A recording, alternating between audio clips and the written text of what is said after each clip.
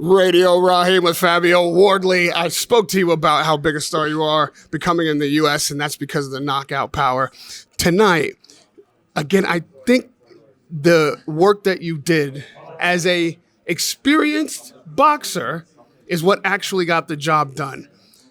Talk to me about the game plan going in and how what you're able to bring outside of heavyweight punching power can get you a victory.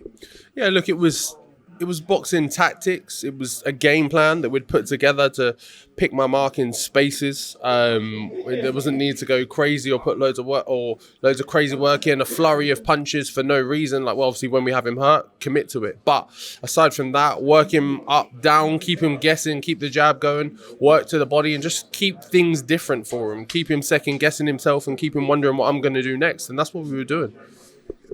You packed out Ipswich. This is a pay-per-view fight. People criticize whether or not it should be. Crowd was into it. It's an epic night of heavyweight boxing. Where do you see your star at right now on the rise? Like scale of 1 to 10. I think I'm a good kind of 8, 9. I think I'm up there. Like I don't know what more you want. I'm a heavyweight. I'm exciting. I throw punches. I've got knockout power. I'm game as they come. It's always a fight. It's always a war. I don't back up. I don't give up. Like, there's not much more as a fan you could ask for if you tune in and you go, right, this guy's in the ring. We know what we're going to get here. We're going to get entertainment. To be fair, everyone's been speaking about Moses Atama all year. He's been the bright star that people are expected to take over boxing, but he's winning fights that he's a favorite at, and you're winning fights as an underdog and getting stoppages. Do you think you may eclipse this rising star and actually be the man for the next generation of Queensberry? Yeah, look, who knows? Me and Moses, we come from very different boxing backgrounds, and we're on very different paths at the moment as well. He's still relatively early on, starting out his career, so look, he's in them building fights and things, but I don't think there's any doubt that he's going to be great when it's his time, when it's his time to kind of let him off the leash, but right now is my moment, my time. Lastly, this Usyk matchup, if it happens, which it should, the skill differential and the fact that we know he doesn't like it to the body, and you showed tonight that even with a mover, with a skilled, experienced fighter, you can get body work done. How does that figure into that fight and play the matchup out for me?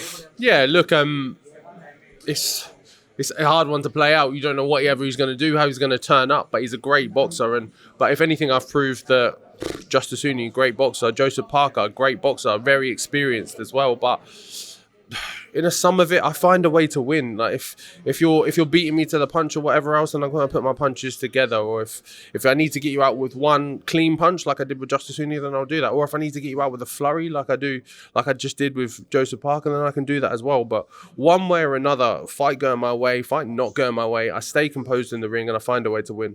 And another thing you can do is sell tickets and pay-per-view buys. You made a hell of an exciting fight tonight. The underdog coming in with the upset and now set up for the undisputed challenge. Can't wait to see that fight. Thank you for an incredible performance. Moment in the fight, late, when you realized that you were turning the tide. Like, Frank even had you down 4 rounds by the time you got the stoppage. When did you know that this momentum was shifting your way? If I'm giving a fair thing, I think it was ebbing and flowing through the fight. It was ups and downs.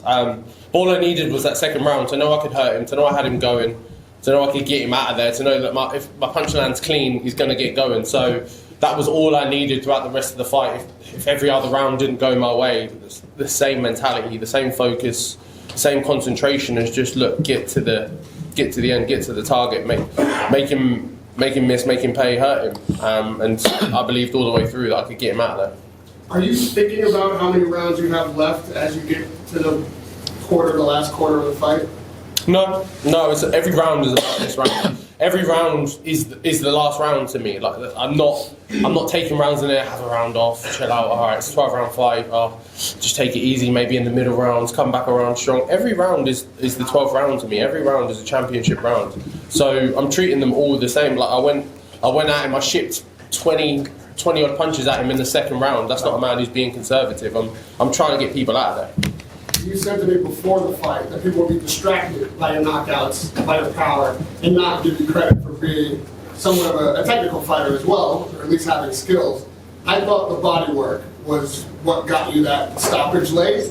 Was that part of the game plan to work the body like that? And do you think now that, again, with this kind of stoppage, people will not acknowledge that you do have skills?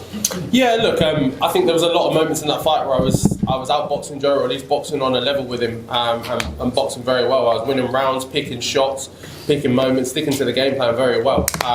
But he's a great fighter, so look, there was ebbs and flows in the fight, with peaks and valleys, but yeah, I proved my boxing skill in that fight, again, like I say, against the second best heavyweight in the world. But will I get the credit for it? Probably not, because of the way the fight ended and the KO and the drama and everything else, but that's fine for me. Me, my team, everyone around me knows my boxing skills. I don't need everyone else to know or give me a pat on the back for it. I'm just going to stay winning fights. We'll finish that. Thanks, everyone. Radio Rahim with Fabio Wardley.